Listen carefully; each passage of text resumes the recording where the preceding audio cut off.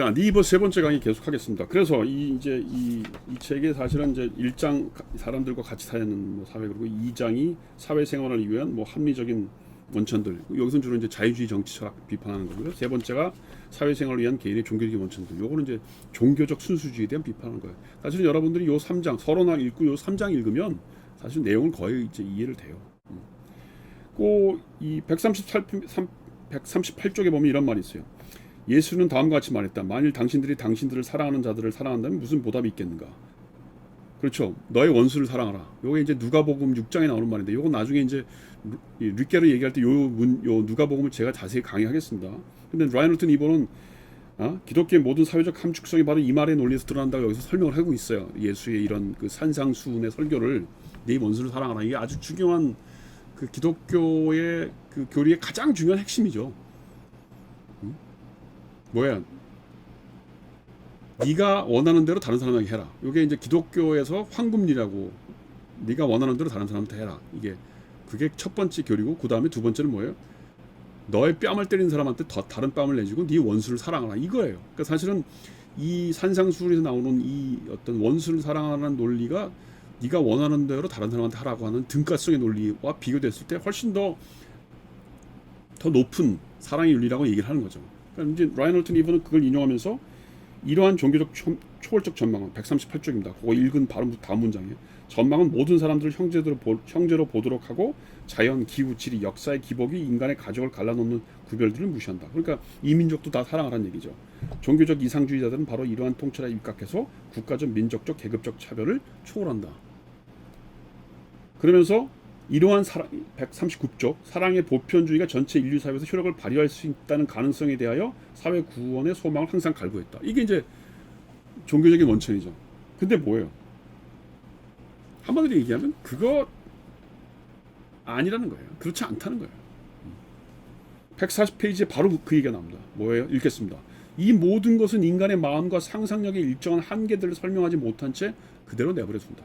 이 한계로 인하여 종교적인 사랑의 정신은 불가피하게 그것을 공헌하는 공동체의 규모에 따라, 그리고 그것이 영향을 미치는 사회적 관계 비인격성과 간접성에 따라, 그리고 마지막으로 그것이 직면하는 상황의 복잡성에 비례하여 그 힘의 일부를 상실하게 된다.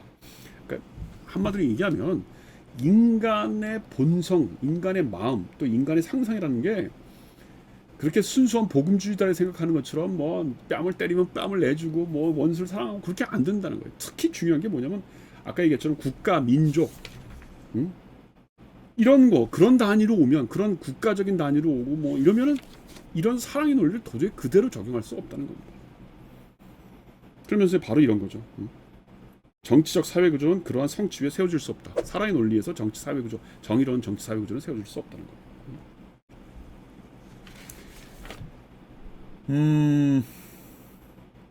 뭐 비슷한 얘기지만 조금 더 읽겠습니다. 142페이지. 우리가 개인 생활과 사회 집단 생활 간의 일상적인 관계에서 출발할 경우 보다 크고 복잡한 문제들을 해결함에 있어서 사랑의 정신은 점점 그 연약성을 드러낸다.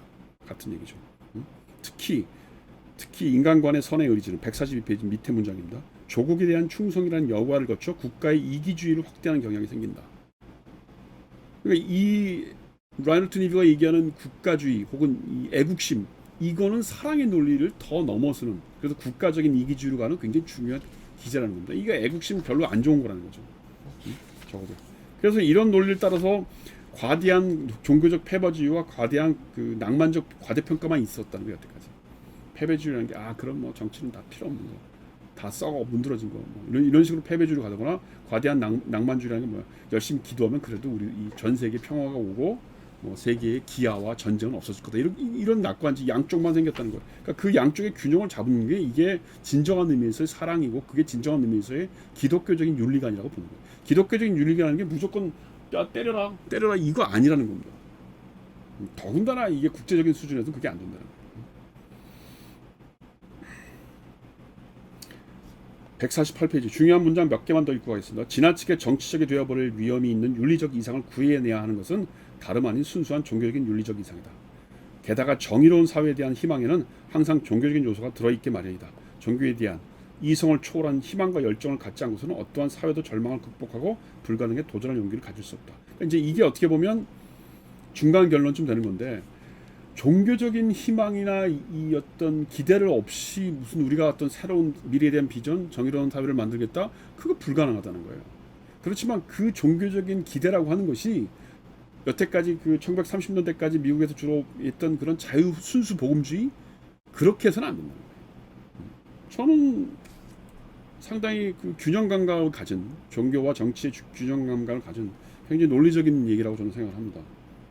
자, 여기까지가 3장, 그러니까 종교에 대한 얘기고, 4장 여러 민족의 도덕성이라는 챕터는 바로 국가 단위에서 이루어질 수 있는 수많은 어떤 이 종교적인 사랑의 논리로 해결할 수 없는 뭐 국가의 제국주의, 국가 이기주의, 그다음 계급 투쟁의 논쟁, 이런 얘기를 하고 있어요.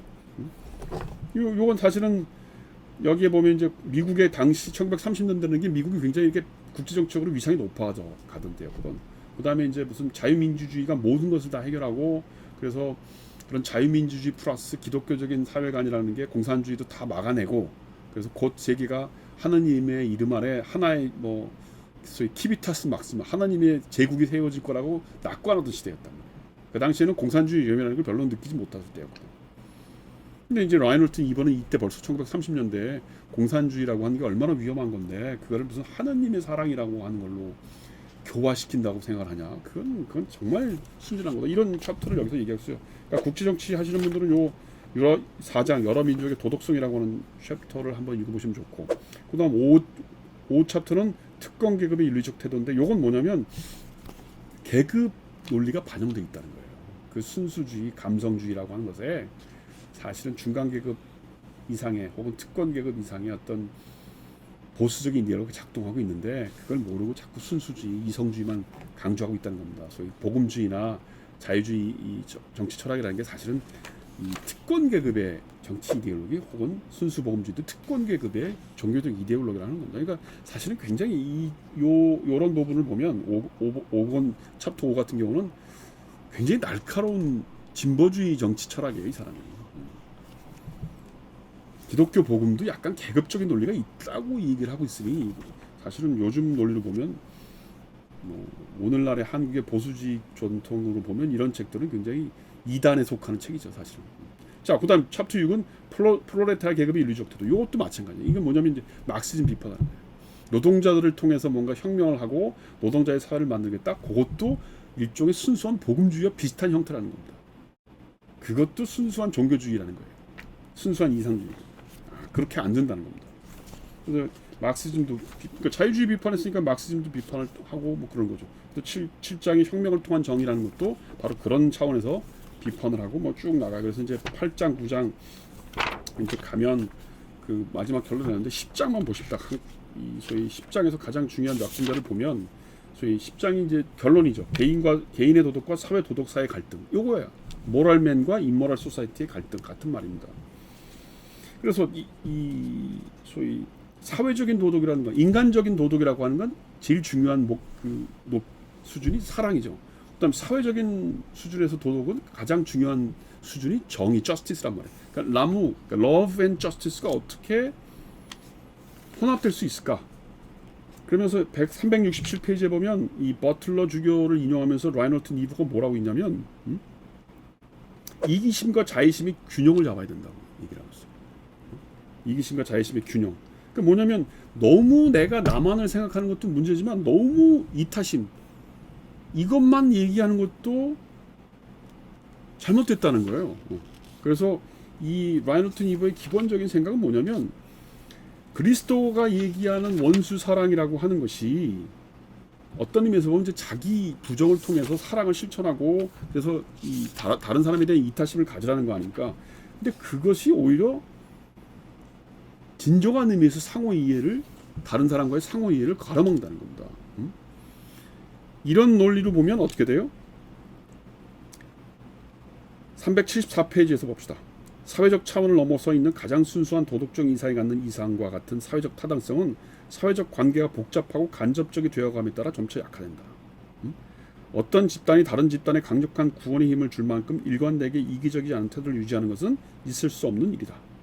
또한 서로 경쟁하고 있는 집단들이 상대방의 도덕적 역량을 높이 평가하여 자신의 현실적 이익을 포기할 것이라고는 생각조차 할 수 없다. 이게 이제 어떻게 보면 결론 같은 얘기죠. 하나 끊고